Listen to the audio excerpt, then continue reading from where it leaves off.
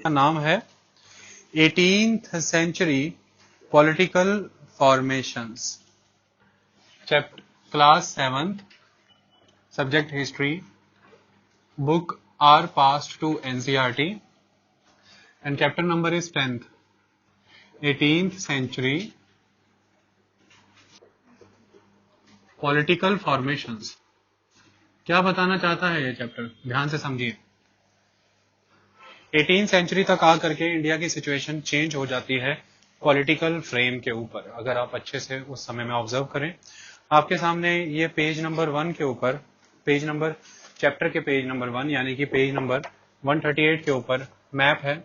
और मैप में आप सिचुएशन देखिए, ये पूरा का पूरा डॉटेड जो मैप दिखाया गया है, ये मुगल मैप आपको दिखाया गया है, ये मुगल एम्पायर है। और इसमें आपको कुछ इंडिपेंडेंट किंगडम्स नजर आनी शुरू हो जाती हैं। जैसे ऊपर से ही शुरू करते हैं हम, तो सिख नजर आते हैं, लाहौर उनका मेन इलाका है। नीचे आ जाते हैं, जट नजर आते हैं, और जटों का भारतपुर इंपॉर्टेंट इलाका है। उसके ईस्ट में आते हैं तो अवध नजर आता है, लखनऊ इंपॉर्टेंट है। देन बंगाल, तो उसकी मुर्शिदाबाद इंपॉर्टेंट है। देन नीचे हैदराबाद, तो हैदराबाद ही प्रोविंस है जो इंपॉर्टेंट है। पूना है मराठास का, तो हैदराबाद के निजामों की राजधानी हैदराबाद और मराठों की कैपिटल पूना, यानी कि पेशवा की कैपिटल। और यहीं से इनकी ब्रांचेस हैं, बड़ौदा हैं, भोपाल हैं, ग्वालियर के अलग अलग एरिया के मराठास आपको नजर आएंगे, तो उनको समझने की कोशिश करते हैं। उसके बाद पेज नंबर 139 पर एक और मैप है, और आप देखेंगे कि कुछ एरियाज ऑरेंज कलर के दिखाए हैं, ये वो एरियाज हैं जो ब्रिटिशर्स के कंट्रोल में चले जाएंगे। जैसे बंगाल, बिहार, उड़ीसा का इलाका ये ब्रिटिशर्स ले लेंगे। जैसे इस समय में आपने इस बुक में नॉर्दर्न सरकार्स के तौर पर दिखाया है ईस्टर्न कोस्ट में, और बंगाल का एरिया दिखाया है आपने लाइट कलर के, पीच कलर के साथ आपने हाईलाइट किया हुआ है, ठीक है। नॉर्दर्न सरकार्स और बंगाल का इलाका समझने की कोशिश करें, ये पीरियड क्या पीरियड बताता क्या है। देखिए 18th सेंचुरी की बात है, 1707 औरंगजेब खत्म हो जाता है, और ये एक इंपॉर्टेंट एस्पेक्ट है। और मुगल इस समय बहुत सारी एडमिनिस्ट्रेटिव डिस्क्रिपेंसी से जूझ रहे होंगे, और उनकी वजह से ही मुगलों का डिक्लाइन आएगा।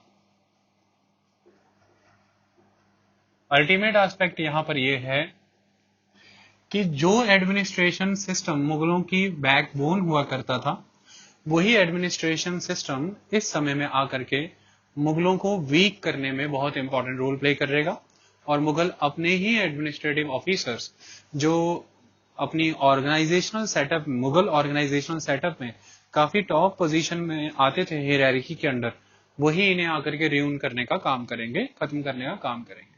आपको इंडिया वाइज अगर आप इस समय में देखें, तो आपको 3 मेन प्रोविंसेस ऑब्जर्व होनी शुरू होंगी, जिनमें से सबसे इंपॉर्टेंट है हैदराबाद। तो हैदराबाद को आप डिनोट करेंगे निजाम से, तो हैदराबाद के निजाम, और ये निजाम यहां पर कौन है, निजाम उल मुल्क, निजाम उल मुल्क आसफ जाह, निजाम उल मुल्क आसफ जाह, ये इंपॉर्टेंट पर्सन है। इसके बाद अगर आप देखें तो आपको गंगा के मैदान में अवध नजर आता है, यानी कि लखनऊ, जिसकी कैपिटल है लखनऊ का इलाका, तो ये अवध का एरिया है, बहुत इंपॉर्टेंट। और इसको कंट्रोल कर लेंगे अवध के नवाब, यहां पर नवाब आ जाएंगे। और मेन पर्सन जो इसकी शुरुआत करेगा उसका नाम है बुरहान उल मुल्क सादत खान, बुरहान उल मुल्क सादत खान, ये इंपॉर्टेंट पर्सन है। तो हैदराबाद आपने देखा बुरहान उल मुल्क सादत खान के पास चला गया, अवध बुरहान उल मुल्क सादत खान के पास चला गया, हैदराबाद निजाम उल मुल्क आसफ जहाँ के पास चला गया। इसी तरह से अगर आप बंगाल का रीजन देखें, तो यहां पर आपको बंगाल की एक इंडिपेंडेंट किंगडम नजर आएगी, और इसको स्टैब्लिश करते हैं मुर्शिद कुली खान, मुर्शिद कुली खान। ये इतने इंपॉर्टेंट क्वेश्चन है, तीनों कई बार आ चुके हैं, तो ये तीनों पर्सन्स का नाम आपको ऑलवेज याद रखना है। आई बात समझ में? अब कहानी को समझने की कोशिश करते हैं, और वो क्या है। देखिए जब मुगल एंड हो रहे थे, यानी कि 1707 से लेकर के ऑलमोस्ट 1857 तक, आपको मुगल्स के सक्सेसर्स नजर आते हैं, जिन्हें हम लेटर मुगल्स भी कहते हैं। और ये बहुत रिपीट, बहुत ही जल्दी जल्दी गद्दी पर आएंगे। कुछ कुछ रूलर्स तो ऐसे भी होंगे जो जस्ट 1 ईयर तक ही रहेंगे, ज्यादा समय तक रहेंगे नहीं। जैसे जहांदर शाह जैसे लीडर जो हुआ करेंगे 1 ईयर के लिए गद्दी पर बैठेंगे। तो होता क्या है इस पर्टिकुलर टाइम में, आप देखिए एक समय में 1526 से लेके 1707 तक का आपको इतना लॉन्ग टेन्योर दिखता है, और आपने इतने में कितने रूलर देखे? आपने बाबर देखा, हुमायूं देखा, आपने अकबर देखा, जहांगीर देखा, शाहजहां देखा, औरंगजेब देखा। गिनती के 6 रूलर आपने देखे इन दिनों के दौरान। लेकिन अगर आप वहीं पर 1707 से 1856 के बीच में आ जाएं तो आप बेअंत रूलर देखेंगे, एक के बाद एक सभी आपको नजर आने शुरू हो जाएंगे। आलमगीर 1, आलमगीर 2, शाह आलम 1, शाह आलम 2, इस तरह से नाम आपको देखने को मिलेंगे इस टाइम पर। क्यों होता है इतनी फास्ट ये चेंजेस पॉलिटिकल सिनेरियो में, उसको देखते हैं और समझते हैं। कुछ रीजंस इसके बनते हैं। जो स्टेट्स इस समय में ऑब्जर्व हुए हैं वो स्टेट्स 3 कैटेगरीज में बांटे जा सकते हैं। पहले स्टेट्स वो हैं जो बहुत ही स्ट्रांग नोबिलिटी से बिलोंग करते थे, स्ट्रांग नोबिलिटी से बिलोंग करते थे, और जिन्होंने अपने आप को ऑटोनॉमस डिक्लेयर कर रखा है ऑलमोस्ट। मैंने वर्ड ऑटोनॉमस यूज किया है, लेकिन ये उस लेवल पर इंडिपेंडेंट खुद को नहीं किया इन्होंने मुगल साम्राज्य से। ऑटोनॉमस अथॉरिटी के तौर पर बिलीव कर रहे थे, लेकिन इंडिपेंडेंट नहीं किया इन्होंने खुद को उस लेवल पर। ये इनकी इंपॉर्टेंट खासियत थी। और ये कौन थे? ये वही थे बंगाल का मुर्शिद कुली खान, और अवध का बुरहान उल मुल्क सादत खान, और हैदराबाद का निजाम उल मुल्क आसफ जाह। तो ये अभी भी मुगल एम्पायर के अंडर ही रह करके कहीं ना कहीं काम कर रहे हैं इन द फॉर्म ऑफ गवर्नर्स, और गवर्नरशिप से ये इंड्यूस होंगे इंडिपेंडेंसी की तरफ, ये खुद को इंडिपेंडेंट करेंगे। लेकिन इन्होंने कभी भी अपना रिलेशन पूरी तरह से मुगल एम्पायर से तोड़ा नहीं है। तो ये ऑटोनॉमस हो गए हैं, अपने डिसीजन खुद लेते हैं, रूलर के फरमान को भी फॉलो नहीं करते हैं, और अपने डिसीजंस जो ले चुके हैं उन पर जो सेंटर में बैठा, दिल्ली में बैठा मुगल बादशाह है, उसको साइन या स्टैंप लगाना ही लगाना है। वो उसके लिए जस्ट एक बाउंडेशन है, मतलब वो जस्ट भारत के राष्ट्रपति की तरह और ये प्रधानमंत्री हो गए एक तरह से। लेकिन अभी भी ये मुगलिया सल्तनत के अंदर ही रह करके काम कर रहे हैं। ये वो रूलर हैं, ये 3 वो वाले स्टेट्स हैं। तो निजाम उल मुल्क भी गवर्नर हुआ करता था मुगलिया सल्तनत के अंदर, इसने खुद को इंडिपेंडेंट किया। मुर्शिद कुली खान भी गवर्नर था बंगाल का, इसने खुद को इंडिपेंडेंट किया। और बुरहान उल मुल्क सादत खान भी गवर्नर था मुगल एम्पायर का, इसने भी खुद को इंडिपेंडेंट किया। ये वो रूलर है। आई बात समझ में? दूसरी कैटेगरी ऑफ वो रूलर्स जिनको वतन जागीरें दी हुई थी, वतन जागीर। ये वतन जागीर वाले रूलर जो हुआ करते थे, इनको भी काफी हद तक ऑटोनॉमी मिली हुई थी, और ये मोस्टली राजपूताना से बिलोंग करते थे, राजपूत के एरिया से, जिसमें जोधपुर एक इंपॉर्टेंट किंगडम है और आमेर एक इंपॉर्टेंट किंगडम है। तो जोधपुर का अजीत सिंह यहां पर बहुत इंपॉर्टेंट हो जाएगा, और आमेर का सवाई राजा जयसिंह। ये सवाई राजा जयसिंह है जिसने जयपुर की स्थापना की है, इस बात का ध्यान रखना, ठीक है? तो ये भी बहुत इंपॉर्टेंट हो जाएंगे। ओके, और जंतर मंतर जानते हो ना आप लोग दिल्ली में, बस वो भी इन्हीं का स्थापित किया हुआ है। उसके बाद तीसरे वो हैं जो इंडिपेंडेंट है। थर्ड वो हैं जो इंडिपेंडेंट हैं, और इंडिपेंडेंट की अगर हम बात करें तो इनमें आ जाते हैं पंजाब के सिख, इनमें आ जाते हैं महाराष्ट्र के मराठा, और इनमें आ जाते हैं हरियाणा के जाट। तो ये जाट हरियाणा वाले, ये सिख पंजाब वाले, और ये महाराष्ट्र के मराठा, ये इंडिपेंडेंट है। इन्होंने खुद को मुगलिया सल्तनत के अंदर ही इंडिपेंडेंट कर लिया था, और ये एक नेशन के तौर पे एग्जिस्ट कर रहे थे। Sikh nation, Jat nation, Maratha nation. तो ये अपने आप में ही इंडिपेंडेंट वॉरफेयर प्रैक्टिसेस कर रहे थे। ये 3 कैटेगरी समझ आई आपको? इन तीनों कैटेगरीज को मैं 1 बाय 1 समझाने की कोशिश करता हूं ताकि आपको समझ आ जाए। सबसे पहले बात हम उन नोबिलिटीज की करेंगे जो बहुत इंपॉर्टेंट पोजीशंस होल्ड कर रहे थे, लेकिन इस टाइम तक आते आते वो अपने आप को इंडिपेंडेंट करके बैठ चुके हैं। जैसे हम यहाँ पे बात अवध की करेंगे, बंगाल की करेंगे, और हैदराबाद की करेंगे। ऐसा क्या हो जाता है जो ये इस तरह से अपने आप को स्ट्रॉन्ग कर पाते हैं? तो मुगलों की सल्तनत में आए हुए परिवर्तन को समझना जरूरी है। सबसे इंपॉर्टेंट यहाँ पर यह है कि औरंगजेब के टाइम तक औरंगजेब की जितनी भी वॉरफेयर प्रैक्टिसेस थी, उन वॉरफेयर प्रैक्टिसेस की वजह से सारे के सारे मिलिट्री एंड एडमिनिस्ट्रेटिव रिसोर्सेज पूरी तरह से डिप्लीट हो चुके थे। ये मिलिट्री और एडमिनिस्ट्रेटिव रिसोर्सेज डिप्लीट होने की वजह से एक कैओस मचा उस टाइम पर, वो था जागीरदारी कैओस। औरंगजेब ने नए नए एरियाज को जीता और उन एरियाज के लोगों को अपनी एडमिनिस्ट्रेशन में इंडक्ट कर लिया इन द फॉर्म ऑफ मनसबदार। और मनसबदारों के बढ़ जाने की वजह से जागीरदारी भी आपको ज्यादा एलोकेट करनी होगी।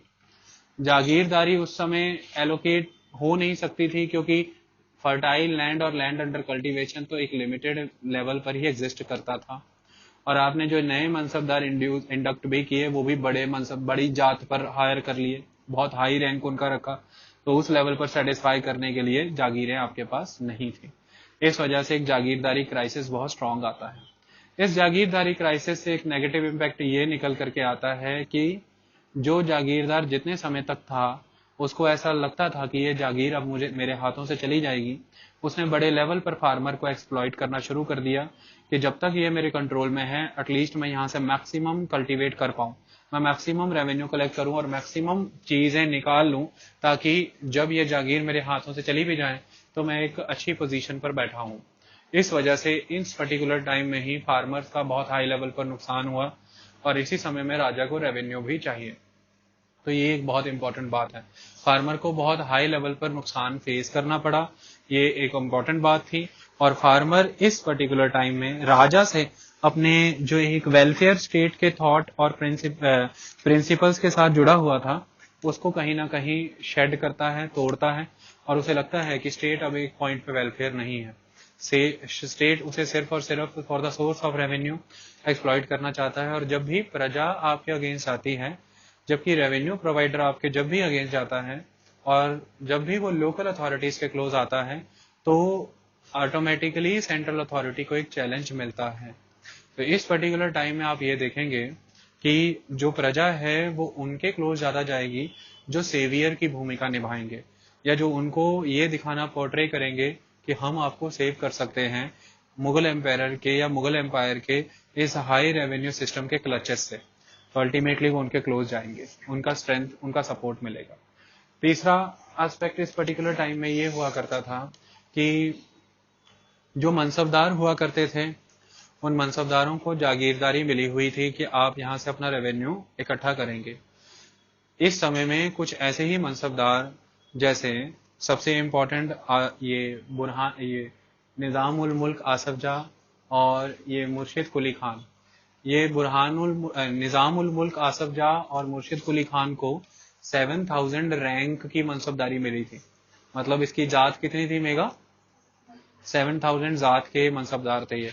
और जो अवध का बुरहानुल मुल्क सादत खान है उसके पास 6000 का जात था, ठीक है।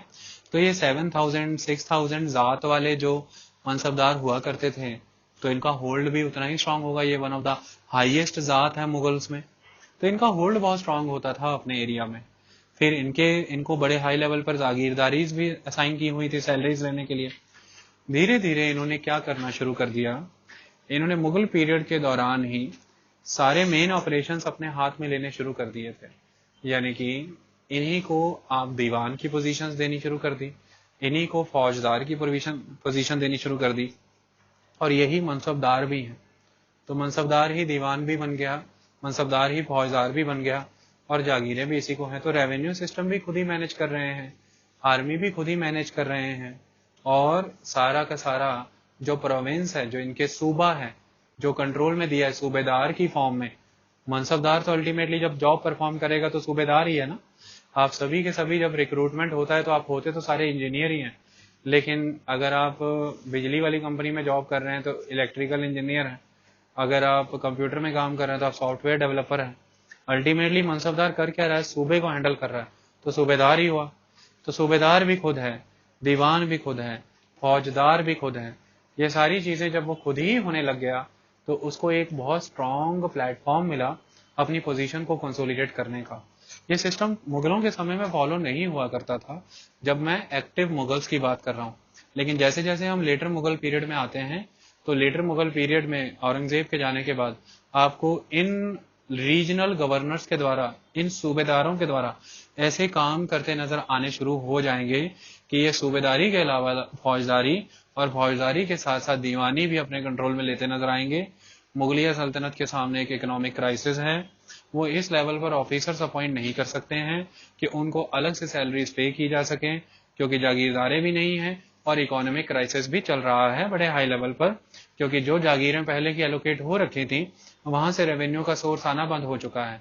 तो एक तरफ से रेवेन्यू तो आता नहीं है क्योंकि जागीरें दे दी हैं आपने, और जब रेवेन्यू का सोर्स ही कट हो गया है तो सैलरीज के बेसिस पर भी आप किसी को अपॉइंट नहीं कर सकते। तो ऐसे में आप सूबेदार की ही ड्यूटी लगा रहे हैं कि वो एफिशिएंटली दीवानी और फौजदारी का काम भी देख ले। इसी वजह से जब आपने मल्टीपल पोर्टफोलियो देने शुरू कर दिए, ठीक जैसा हर्षवर्धन के समय में हुआ, एक हरी सेन को ही कई सारे पोर्टफोलियो दे दिए गए। इन्हीं मल्टीपल पोर्टफोलियोज की वजह से इनकी पोजीशन लोकल मासेस के बीच में स्ट्रेंथेंड हुई और उसी का फायदा इन्होंने अपने साथ उठाने का फायदा उठाया। मुगल साम्राज्य जो हुआ करता था शुरुआत से ही, जो उनकी स्ट्रेंथ हुआ करती थी कि जिस भी किसी एरिया में जा रहे हैं आप मेरिट के बेसिस पे वहां के लोगों को अपनी एडमिनिस्ट्रेशन के अंदर अडॉप्ट करिए। जब शुरुआत में ये भारत आते हैं तो अपने साथ ये तुरानी दल के नोबल्स लेकर के आते हैं। रास्ते में इन्हें पर्शिया ईरान में ईरानी दल के लोग मिले होंगे, फिर भारत में आने के बाद और सारे दल मिल गए, मराठी मिल गए और हिंदुओं के कई दल मिल गए इनके साथ, अफगानी भी इनके साथ आ गए। तो ये पर्टिकुलर टाइम था। जैसे ही औरंगजेब चला जाता है, इसके बाद जो मुगलों का राज दरबार है ये बड़े हाई लेवल पर कोर्ट इंट्रीग्स यानी कि राज्य षड्यंत्रों में चला गया, और ये मोस्टली किया गया उन दलों के द्वारा। ये दल इतने स्ट्रांग हुआ करते थे कि ये रूलर को अपने पॉपेट की तरह नचाया करते थे।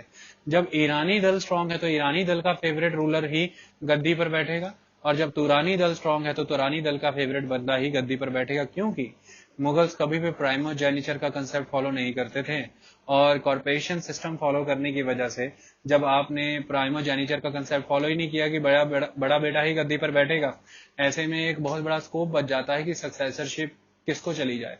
तो जब सक्सेसरशिप का दावा ठोकने वाले कई लोग हैं तो ऐसे में जिसका दावा मजबूत होगा वही गद्दी प्राप्त करेगा, और दावा इस समय में उसका मजबूत हो जाएगा जिसके पास राज्य दरबार में समर्थन है ज्यादा। और समर्थन इस समय बटा हुआ है गुटों के बीच में, एक गुट ईरानी दल है, एक गुट तुरानी दल है। तो जो गुट ज्यादा मासेस को अपने फेवर में मोबिलाइज कर जाता है उस गुट के आगे उस सुल्तान को झुकना चाहता है जो गद्दी चाहता है।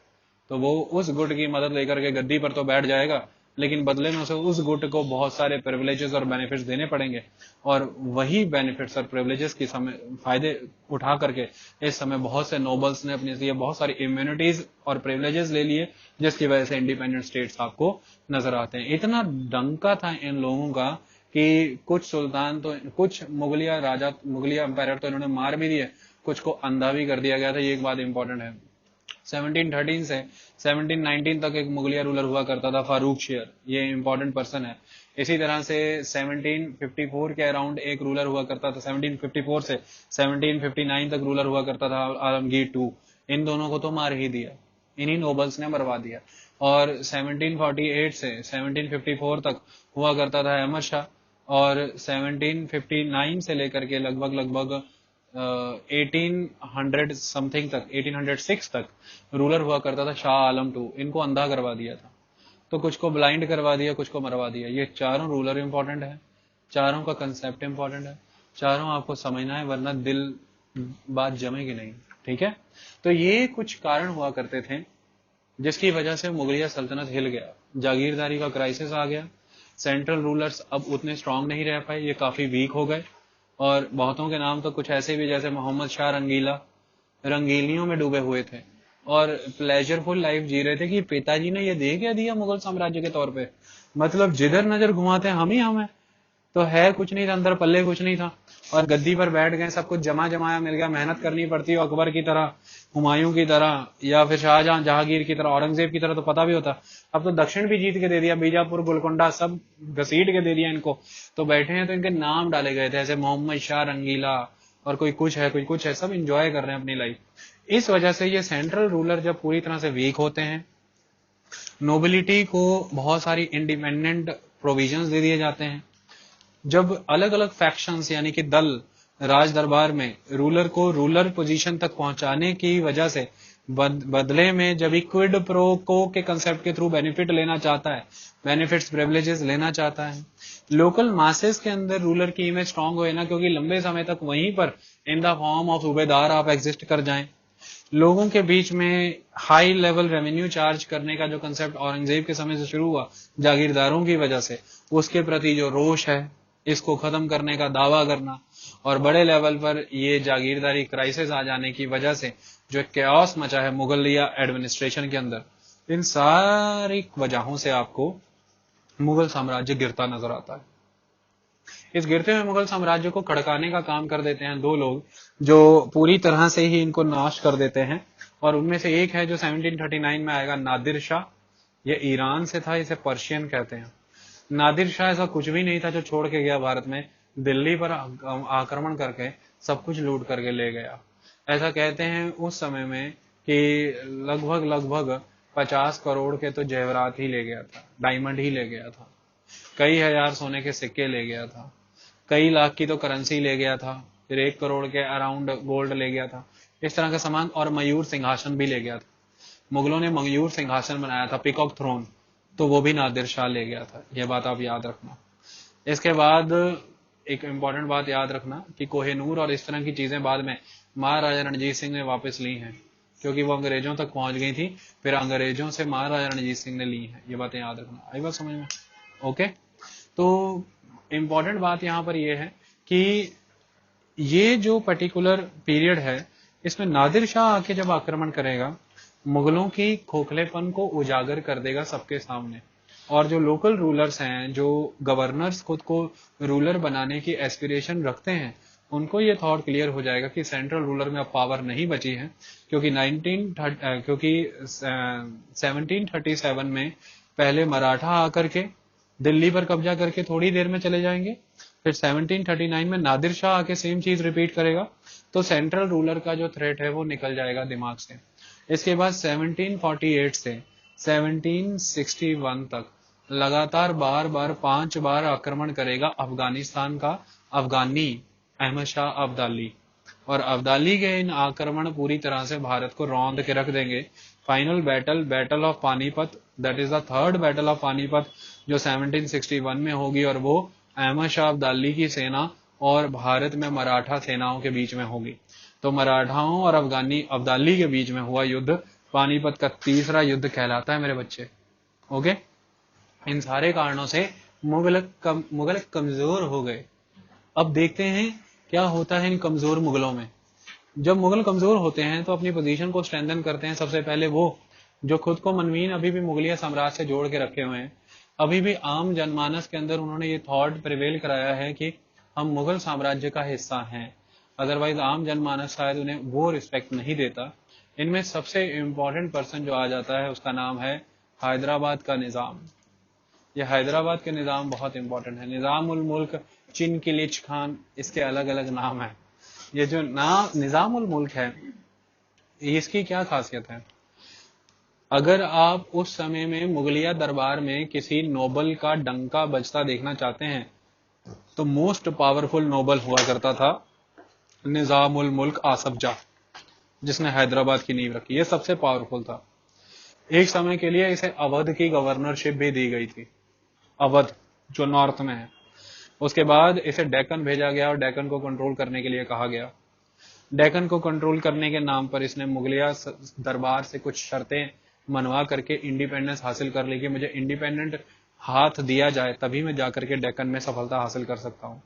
फाइनली ये इंडिपेंडेंटली रूल करने लगा डेक्कन में।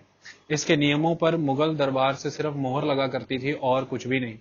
अल्टीमेटली इसके अपने घुड़सवार थे, इसकी अपनी कैवलरी थी और इसके अपने इन्फेंट्री फोर्सेस थी, और वो भी काफी हमंगस हुआ करती थी। साउथ में रेवेन्यू बहुत अच्छा आता था क्योंकि एग्रीकल्चरली प्रोडक्टिव एरिया हुआ करता था और ट्रेड एंड कमर्शियल लिंक के ऊपर ये फॉल करता था, तो इस वजह से ये बहुत इंपॉर्टेंट हो जाता है। इन सारे कारणों से हैदराबाद के निजाम ने खुद को दक्षिण में स्ट्रॉन्ग किया और दक्कन पूरा का पूरा अपने कंट्रोल में ले लिया और हैदराबाद को राजधानी बनाई। हैदराबाद का विकास भी काफी हुआ हैदराबाद के निजाम के बाद, ऐसी बात नहीं है। अपना कोर्ट एस्टेब्लिश करना शुरू कर दिया और धीरे धीरे जितनी भी रेवेन्यू पावर्स थी वो सारी अपने कंट्रोल में ले ली, मिलिट्री पावर्स अपने कंट्रोल में ले ली और एडमिनिस्ट्रेटिव पावर ऑलरेडी इनके कंट्रोल में हुआ करती थी। ये यहां तक अभी इसके बारे में इतना इंपॉर्टेंट।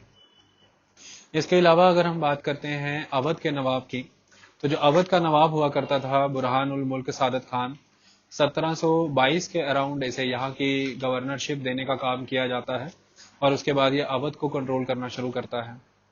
वाजिद अली शाह जो हुआ करते थे वो अवध के लास्ट नवाब हैं, याद रखना। और कथक डांस उन्हीं के समय में बहुत फेमस हो गया पूरी कंट्री में।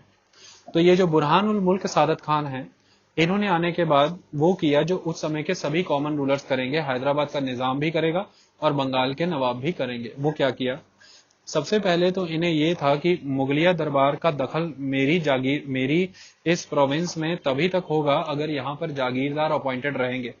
अगर मैं किसी तरह से यहाँ से जागीरदारों को ट्रांसफर कर दूं या खत्म कर दूं या कम कर दूं तो अल्टीमेटली मुगलिया दरबार का कंट्रोल मेरे ऊपर कम हो जाएगा। तो सबसे पहले आने के बाद इन्होंने जागीरदारों को एक जगह से दूसरी जगह रीलोकेट करना शुरू किया। बहुत सारे जागीरदार निकाल दिए गए और कम कर दिए गए। जागीरदारों को कम करना, निकाल देना और एक जगह से दूसरी जगह रीलोकेट कर देना इस बात का इंडिकेशन था कि जो उस समय का नवाब है अवध का, वो सेंट्रल रूलर की अथॉरिटी और एडमिनिस्ट्रेशन अपनी प्रोविंस में नहीं चाहता है। डिस्ट्रिक्ट्स को दोबारा से, प्रोविंस के अंदर आने वाले छोटे छोटे डिस्ट्रिक्ट्स को दोबारा से रीअलाइन किया गया, उनकी पोजीशन दोबारा चेक की गई और वहां से भी जहां जहां पर अनड्यू जागीरदारी सिस्टम था या जागीरदार थे उनको वहां से भी निकाला गया, खदेड़ा गया। होता क्या है कि एडमिनिस्ट्रेशन के अंदर, राज दरबार के अंदर, जागीरदारी के अंदर जो भी जहां जहां पर भी मुगलों का दखल हो सकता था उसको काफी हद तक कम कर दिया गया और सभी पोस्ट जो खाली हुई उन पोस्टों पर अवध के नवाब ने अपने फेवरेट और अपने कॉन्फिडेंशियल बंदों को बैठाना शुरू किया। ये मेन एस्पेक्ट था। सेकंड एस्पेक्ट, इसको एडवांटेज ये थी कि ये इंपॉर्टेंट ट्रेड रूट पे फॉल करता था। जो मेन बंगाल को उस समय, बंगाल के रीजन को पंजाब से या मथुरा से जोड़ने वाला मेन ट्रेड लिंक इसी के एरिया में फॉल करता था। फिर गंगा की वैली थी तो फर्टिलिटी के मामले में ये एरिया बहुत स्ट्रांग था, फर्टाइल एरिया में बिलोंग करता था। इन सारी चीजों के बावजूद इसको जो फायदा होता है एक्चुअली वो क्या करता है, अब ये क्या करेंगे, जब इस पोजीशन पर आ जाएंगे तो आपको कंट्री लेवल पर एक नया सिस्टम सुनने को मिलेगा, इजारा प्रथा, इजारादार या इजारादारी, जो पहले सुनने को नहीं मिलती थी और मुगल इस चीज के स्ट्रांगली ओपोनेंट थे। क्या थी ये इजारा प्रथा और इजारादारी? पहले क्या हुआ करता था कि मुगल रूलर है और मुगल रूलर रेवेन्यू असेस करता है और असेस करने के बाद ऑफिसर्स के थ्रू रेवेन्यू कलेक्ट कराया जाता है। ये एक प्रोविजन था जिसके थ्रू रेवेन्यू सीधा सीधा राज दरबार में जाता था और रेवेन्यू कलेक्ट कराने का, असेसमेंट करने का प्रोसीजर सारा गवर्नमेंट फॉलो करती थी और revenue land in the form of assignment दे दिए जाते थे जागीरदार को। जागीरदार ये सब सेंट्रल गवर्नमेंट ऑफिसर्स के साथ मिलकर के करता था। लेकिन इस पर्टिकुलर टाइम में क्या हुआ, अब वाजिद ये जो बुरहानुल मुल्क सादत खान है, इसके पास उतना स्ट्रॉन्ग एडमिनिस्ट्रेटिव नेटवर्क नहीं है पर्टिकुलरली, और दूसरा ये वो रेवेन्यू सिस्टम फॉलो भी नहीं करना चाहता या उन ऑफिसर्स को कंटिन्यू नहीं कराना चाहता जो मुगलों के समय में हो रहे थे। तो सबसे यूनिक बात तो ये है कि सबसे पहले 3 बड़े और बहुत ही comprehensive independent areas carve out करने का काम मुगलों के स्ट्रॉन्ग नोबल्स ने ही किया है और वो खुद ही मुगलों की अब तक की चलती आ रही एडमिनिस्ट्रेटिव लेगेसी को फॉलो नहीं करना चाहते थे और उस एडमिनिस्ट्रेटिव नेटवर्क को आगे नहीं बढ़ाना चाहते थे। 2 कारण हो सकते हैं। पहला कारण ये हो सकता है कि वो ये समझते होंगे कि हम भी उसी एडमिनिस्ट्रेटिव पॉलिसी के बर्थ चाइल्ड हैं, उसी के बच्चे हैं और हमने अगर ये किया है तो कल को हमारे साथ भी ये हो सकता है। और सेकंड एस्पेक्ट ये है कि वो किसी भी तरह से मुगलिया दरबार का दखल नहीं चाहते होंगे अपने भीतर, इस वजह से उनसे कनेक्ट रखने वाले एडमिनिस्ट्रेटिव ऑफिसर्स को निकालने का काम किया। अब जब यहाँ पर रेवेन्यू सिस्टम की बात आ जाती है तो बुरहानुल मुल्क का रेवेन्यू सिस्टम ये हुआ करता था कि जो टैक्सेबल या रेवेन्यू ओरिएंटेड लैंड हुआ करता था उसकी बोली लगाई जाती थी, बिडिंग कराई जाती थी और बिडिंग में सभी लोग, जो लोग पार्टिसिपेट करना चाहते हैं वो पार्टिसिपेट करते थे। और इसका प्रोसीजर कुछ इस तरह से रहता था कि सपोज कीजिए बुरहानुल मुल्क सादत खान के अंडर 100 एकड़ जगह आती है और वो 100 एकड़ जगह से मान लीजिए उसको 1000-1500 या कोई भी एक अप्रोक्सीमेट वैल्यू रख लीजिए कि उसे रेवेन्यू कलेक्ट होता है। अब उसने इस रेवेन्यू को कलेक्ट करने के लिए खुद की मशीनरी रखनी पड़ेगी, खुद का नेटवर्क मैनेज करना पड़ेगा। वो कुछ ऐसा करता है कि इस 1000 एकड़ का ऑक्शन करा देता है। ऑक्शन माने कि जो जितनी बोली लगाएगा उसको उतना रेवेन्यू फिक्स